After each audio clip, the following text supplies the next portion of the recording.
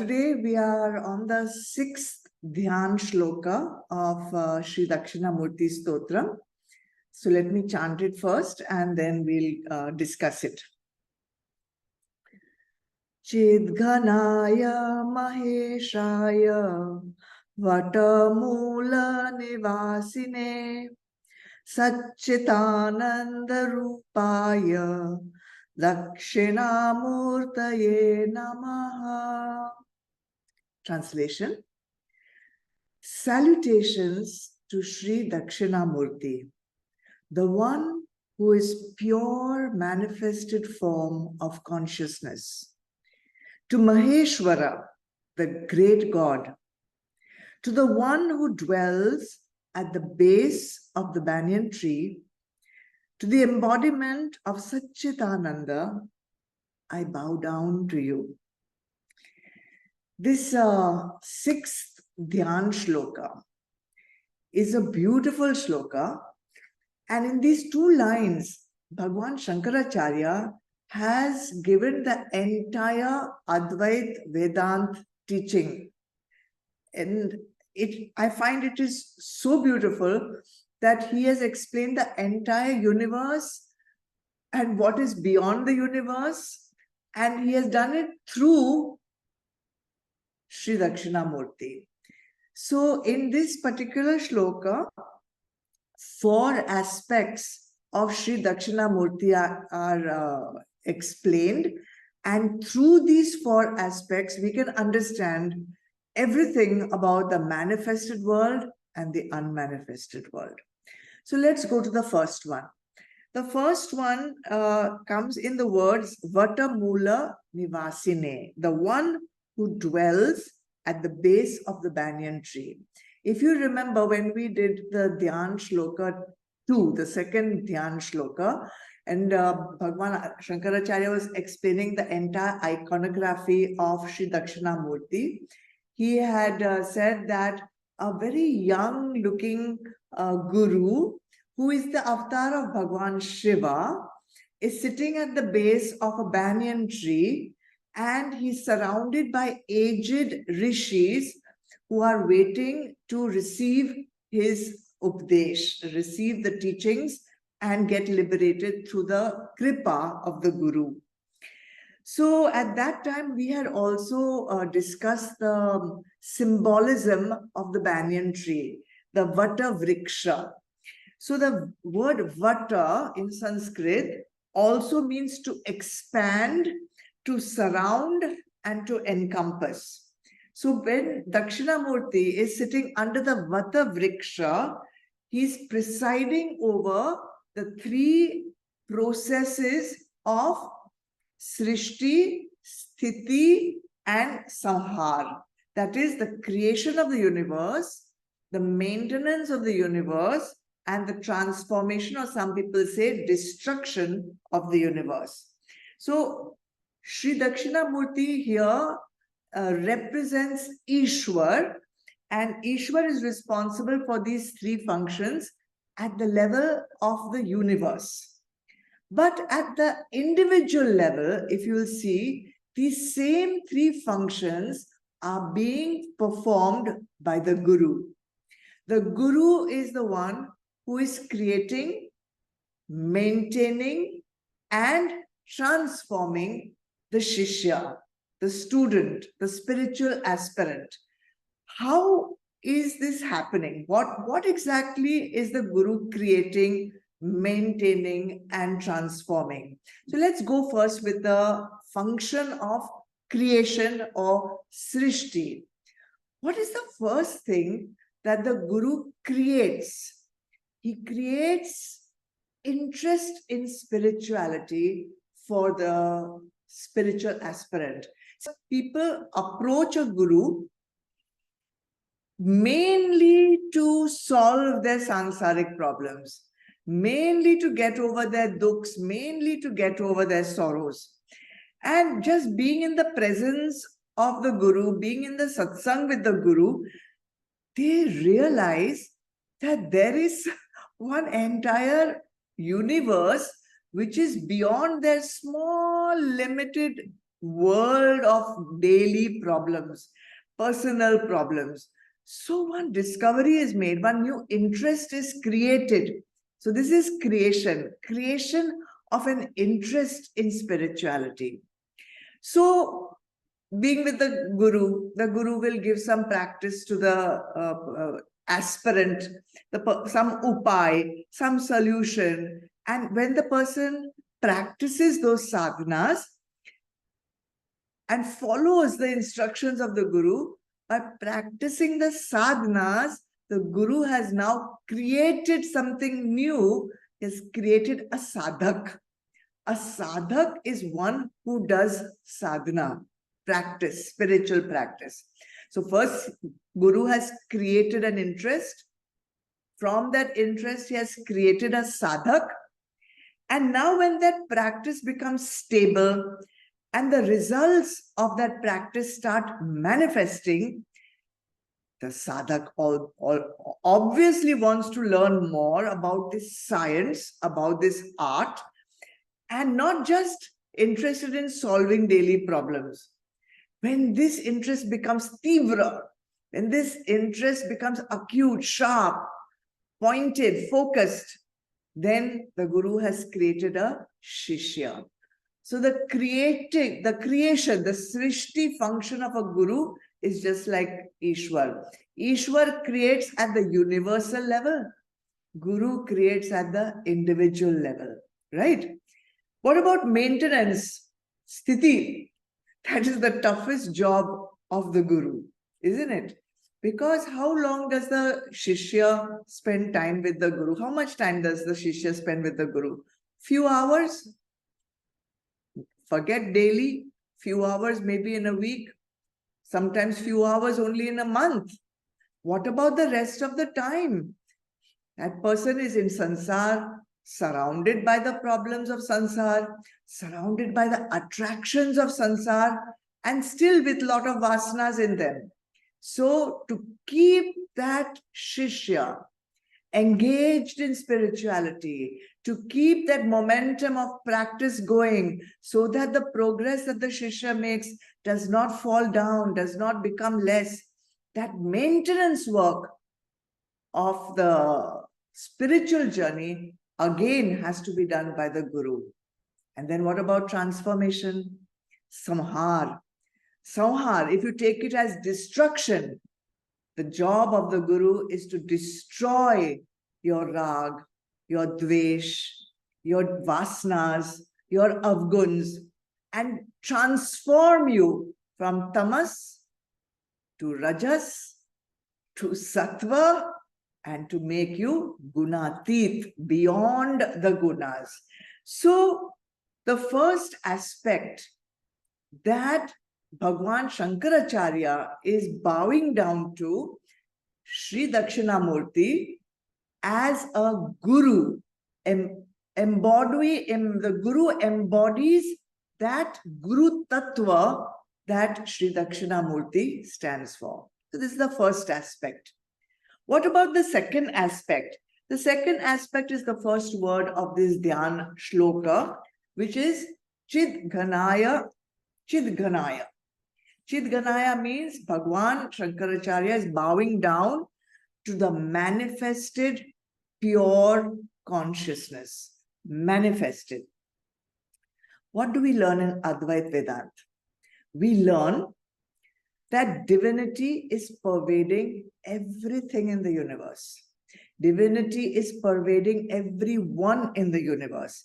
Whatever the human mind can perceive, whatever the senses can perceive, all that is nothing but divinity in a manifested form that we call Sagun Brahma, right?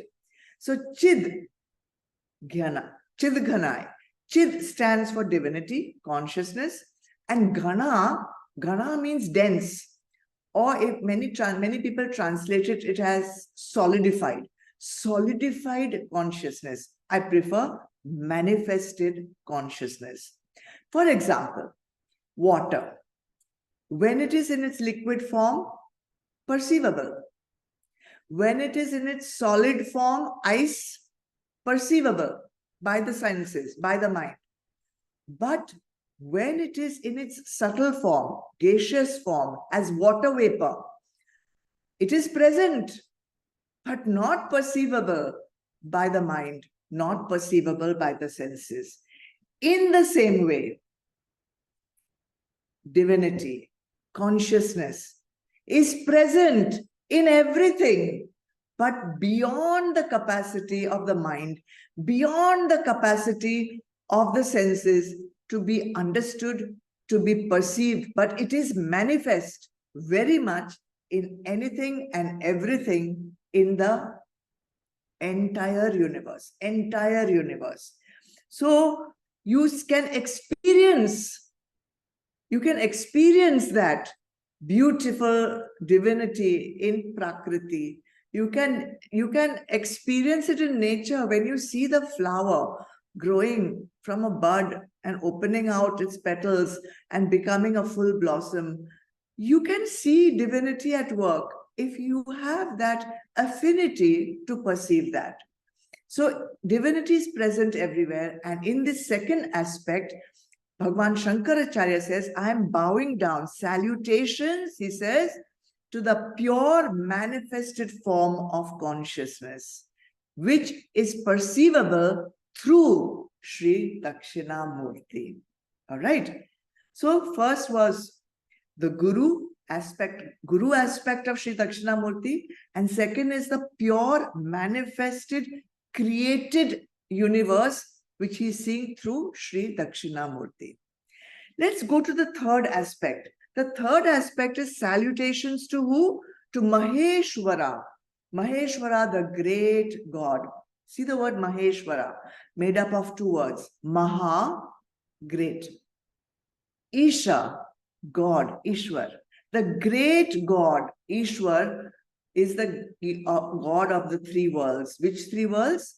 Prithvi, Swarga and Patal, earth, heaven and hell. Everything has been created by Ishwar. Even the earth has been created by Ishwar. Even Patal, hell is being created by Ishwar. And even heaven, Swarga is created by Ishwar. And not only created, but maintained also and transformed also. And Ishwar encompasses all the Devtas. So when you say Brahma, Vishnu, Mahesh, they are all included. Ganesha and all the gods, they are all encompassed, included in Ishwar. So when you say Mahesha, Maha Isha, it means all the Devtas who are not manifest. You cannot see them. They are unmanifest. So through this third aspect, Shri Dakshinamurti embodies the unmanifest form of the universe, which is represented by Shri Dakshinamurti. So unmanifested, all encompassed in this one word, Ishwar or Mahesha, Maha Isha. So Guru, bowing down to Shri Dakshinamurti as the Guru, bowing down to Shri Dakshinamurti as the manifest world, bowing down to Shri Dakshinamurti as the unmanifest world, the world of Devtas. Finally, the fourth aspect. Beautiful. What is that fourth aspect? Salutations to Satchitananda Rupaya, to the embodiment of Sat, Chit, Anand. Existence, consciousness, and bliss. What is the substratum of everything in the universe? I told you, this one shloka represents the entire Advait Vedanta. The substratum of this entire universe. What is supporting this entire universe, with supporting the Devtas, supporting the people, supporting the Guru? What is that? It is that which is everlasting. It is that which is eternal. It is that which always exists, that which always knows, and that which is the source of all happiness. Existence, knowledge, bliss, called also Sat, Chit, Anand. Existence itself, knowledge itself, bliss itself. And if you remember, those of us who have been together for many years, and we have done the 8th chapter of the Bhagavad Gita, and all of you have a copy of the Bhagavad Gita, I'm sure, right now. Open the 8th chapter, and go to Shlok 18. I'm going to not chant the Sanskrit, but I'm going to chant read out the English translation, and then we will see this 4th aspect of Shri Dakshinamurti that Bhagwan Shankaracharya is bowing down to. It says, all embodied beings, means living beings, emanate from the unmanifest Brahma's subtle body at the coming of the cosmic day, and at the cosmic nightfall, they merge into the same subtle body of Brahma known as the unmanifest. Arjun, this multitude of beings, being born again and again, is dissolved under compulsion of its nature at the coming of the cosmic night, and rises again at the commencement of the cosmic day. This is beautiful.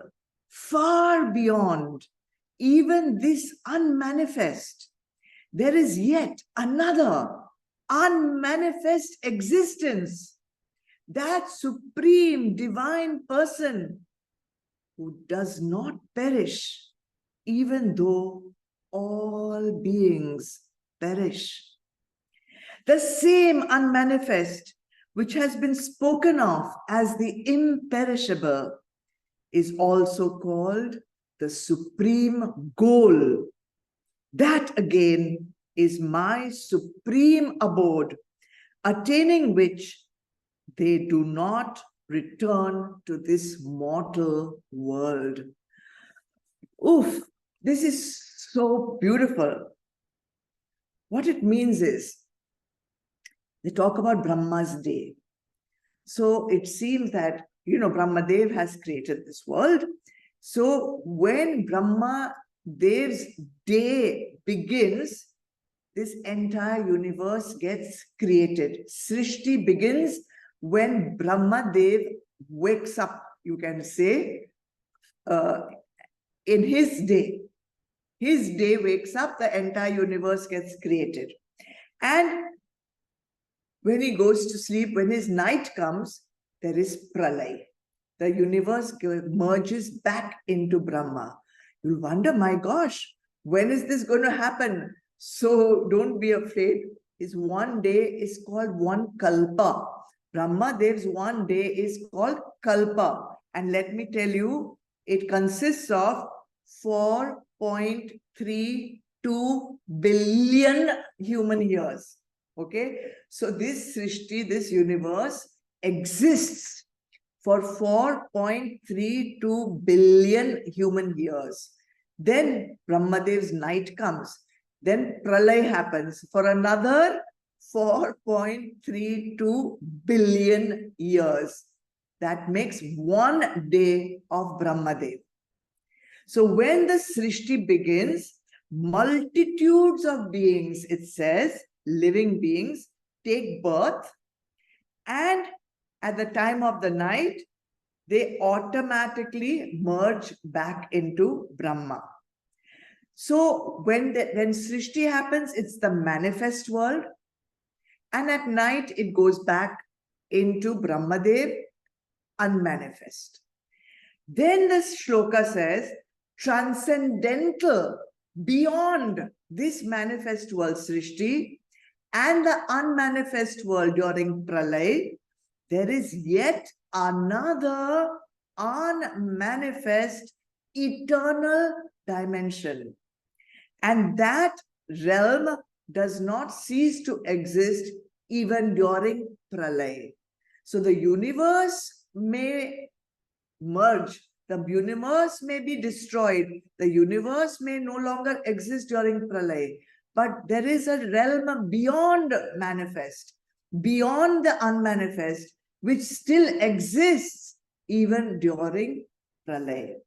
And that realm we call Sat Chit Anand. That is, Bhagwan says, the supreme goal. We don't want to merge with Ishwar. We want to merge with that unmanifest, beyond the manifest and unmanifest world. And when we reach there, it says, one never returns to this mortal world. What we become? Jivan Mukt. We attain moksha. And that is the supreme abode. That is the goal to which we are all working towards. So in this one shloka, in this one line, let's say, Bhagwan Shankaracharya is bowing down to Shri Dakshinamurti, who is the embodiment of this eternal supreme being, Sat Chit Anand, existence, knowledge, and bliss itself. There's nothing higher than that. Let me say there is nothing else beyond that. Everything is Sat Chit Anand in different forms. In the manifest, Sat Chit Anand is there, but we cannot see it. In the unmanifest, it is there, but not perceivable to the human's senses or mind. In the Guru also, it is there. And Sat Chit Anand itself, existence, is also there. So in this one shloka, entire Vedant can be explained. What will we take home from this? How can we apply this in our life? I have few points. If you have the patience, wait. What is our goal as spiritual aspirants? Our goal as spiritual aspirants is to merge with that supreme being, Sat Chit Anand, and that is called moksha, or that is called Jivan Mukti. But this supreme being is beyond the manifest, as we have just said. It is beyond the unmanifest, Devta Lok also. It is so subtle, we can't describe it. In fact, there are no words that can describe Sat Chit Anand. Sat Chit Anand, we try to use some words because we have to refer to it. We use Sat Chit Anand, we use the word Brahma, we use the word Om, we use the word Pranav, but they cannot describe that which is beyond description. But yet, it is Sarva Vyapak. It is all pervading in all these things that we have talked about, in the manifest, unmanifest, Guru, persons, animals, or living beings. It pervades you. It pervades me. It pervades all of us. So just as it, how shall we reach it? How shall we attain this goal? See, you have eyes. You can see everything outside, but you cannot see your own face, right? To see your own face, you need a mirror, correct? Or you need some film, just like on Zoom, I can see my own face. You need something to reflect that image back to you. Then you can see your own face. Until that, you cannot see your face.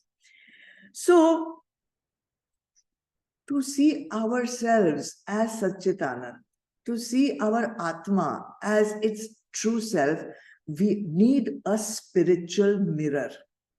Now we have to find that spiritual mirror, which will reflect back to us our true nature, who we are.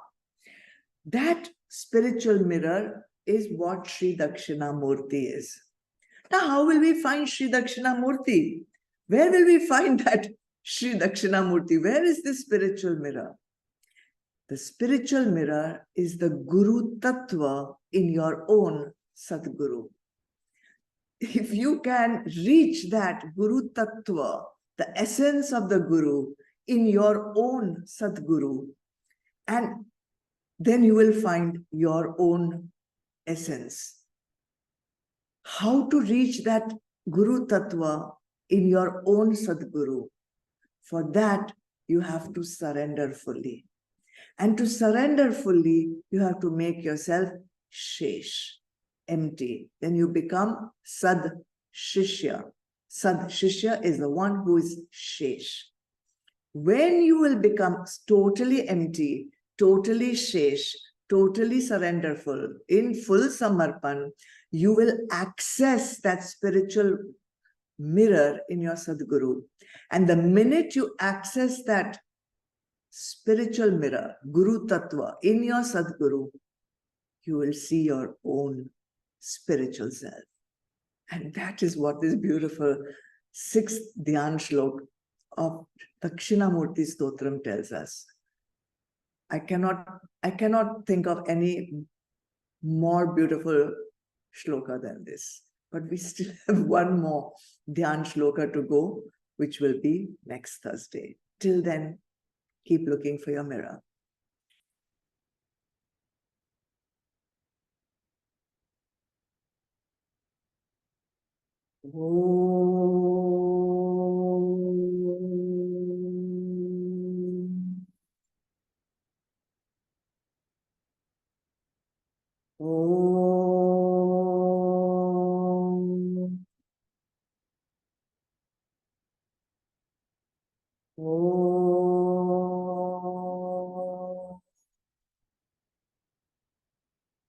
Asatoma Satgamaya Tamasoma Jyotirgamaya Mrityarma Amritam Gamaya.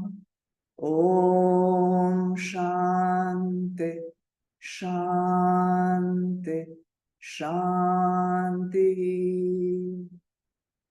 Om Purnamada Purnamidam Purnat Purnamudachyate Purnasya Purnamadaya Purnameva Vashishyate. Om Shanti Shanti Shanti. Hari Om. Shri Gurubhyo Namaha. Hari Om. Chidarpana. Jai Gurudev. Thank you everyone for joining. Thank you Gauri for chanting. Thank you Zoom team. Thank you everyone. God bless you all. See you tomorrow. God bless. God bless everyone. Thank you.